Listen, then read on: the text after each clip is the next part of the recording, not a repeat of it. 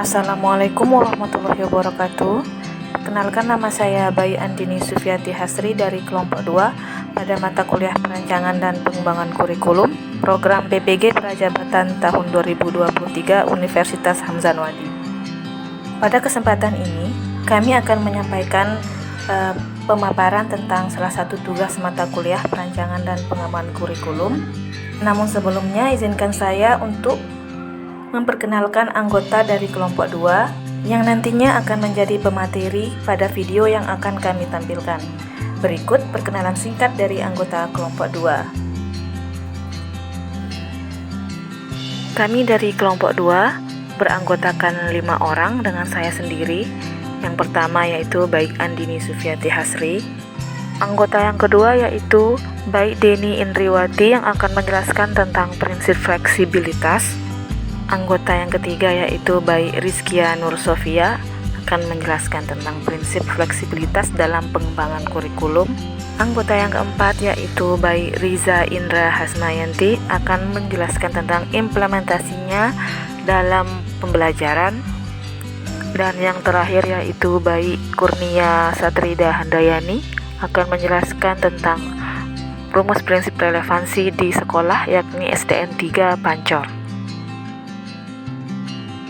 Pada video kali ini, kami akan menyampaikan pemaparan tentang prinsip fleksibilitas dan contoh implementasinya dalam pembelajaran.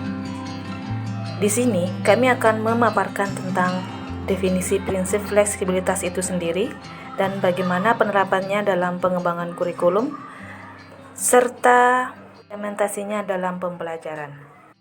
Nah, untuk lebih jelasnya, mari kita simak video dari teman-teman kelompok 2 berikut ini.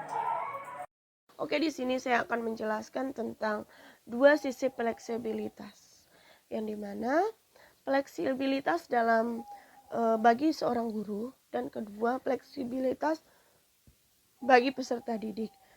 Yang pertama, fleksibilitas guru, yang artinya kurikulum harus fleksibel dan guru memiliki ruang dalam mengatur serta mengembangkan proses pembelajaran sesuai dengan kondisi tempat tersebut dan minat peserta didik.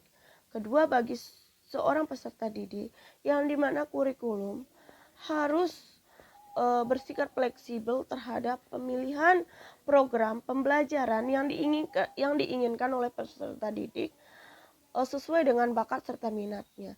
Selain kedua hal tersebut, sikap fleksibel ini juga berupa berpusat pada peserta didik.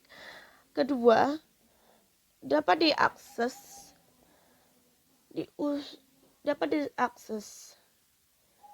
desain komponen.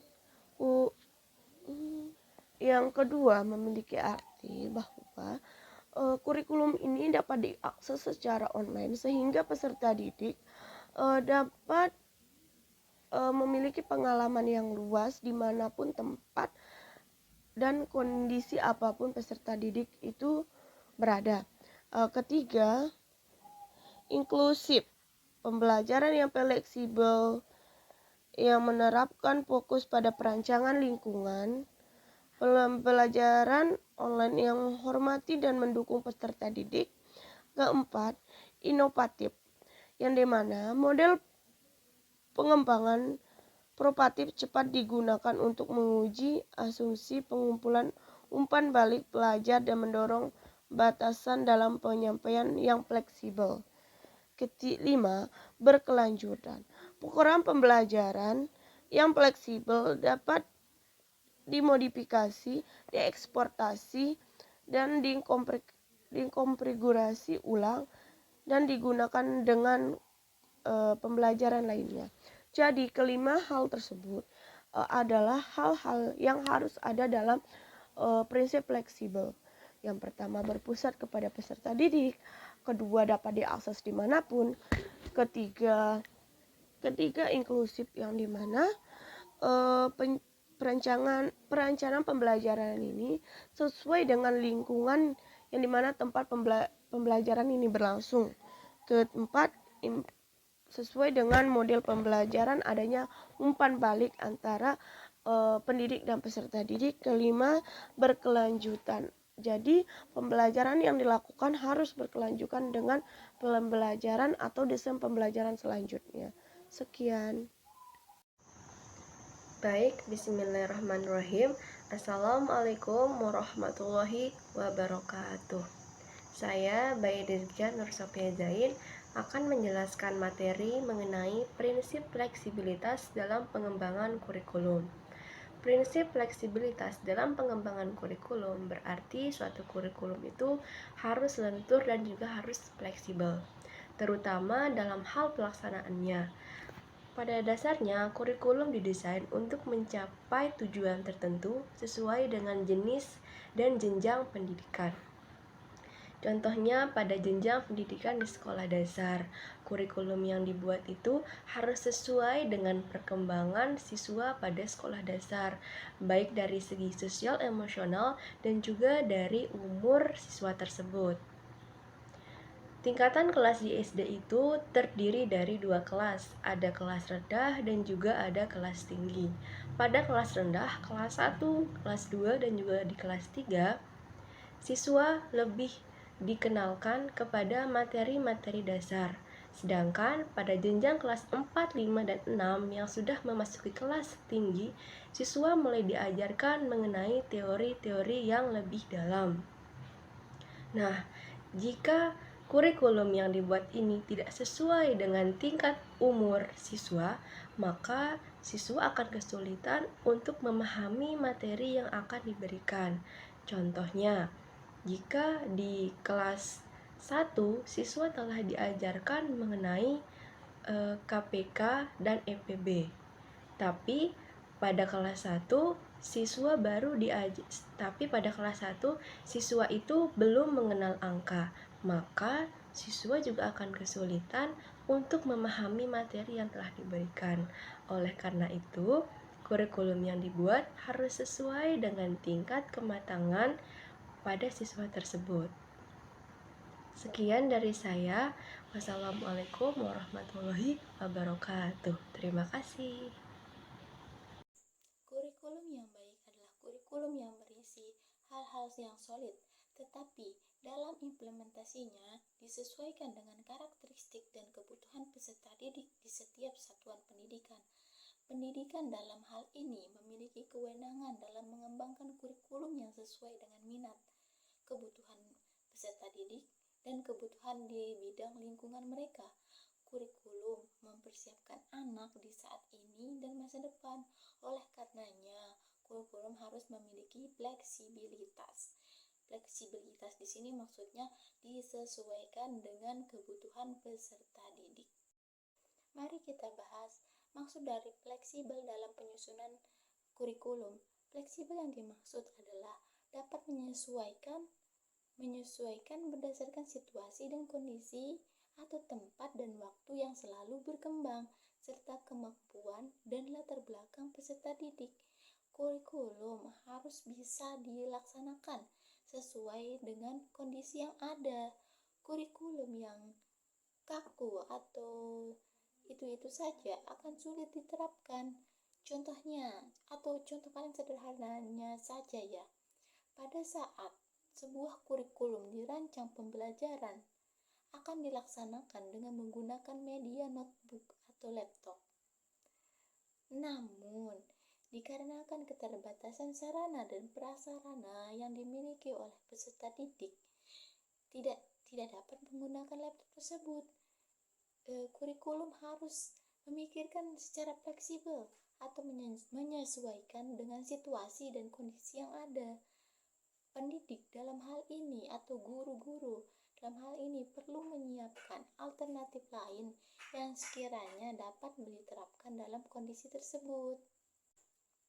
Mari kita bahas mengenai implementasi penyesuaian media pembelajaran.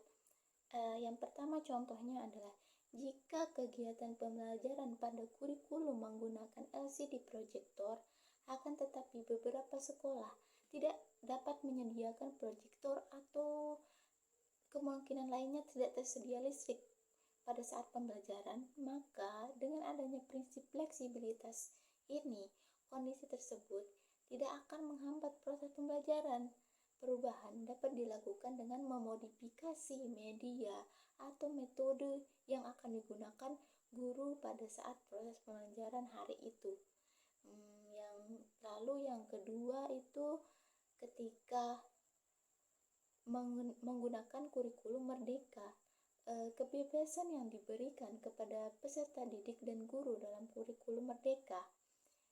Maksudnya di sini adalah pada saat guru menggunakan kurikulum merdeka, peserta didik diberikan kebebasan untuk memilih mata pelajaran yang ingin dia alami dan sesuaikan dengan minat bakatnya. Selain itu, guru diberikan kebebasan untuk merancang metode pengajaran berbasis proyek dengan disesuaikan pada kondisi, tujuan pembelajaran, dan ketersediaan sarana dan prasarana pendukung yang ada di sekolah. Adanya kurikulum merdeka ini sangat menguntungkan guru, baik peserta didik yang akan belajar. Dan yang ketiga adalah kebebasan guru dalam menentukan proses pelaksanaan pembelajaran. Variasi dalam menggunakan pendekatan, model, strategi disesuaikan dengan kebutuhan peserta didik serta karakteristik materi pembelajarannya.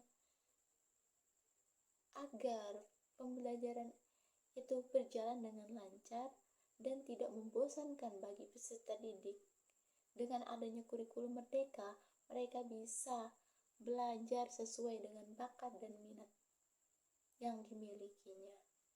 Baik, di sini saya akan melanjutkan materi selanjutnya, yaitu terkait dengan rumus prinsip relevansi di sekolah. Ada beberapa prinsip relevansi yang ditemukan di SDN 3 Pancor.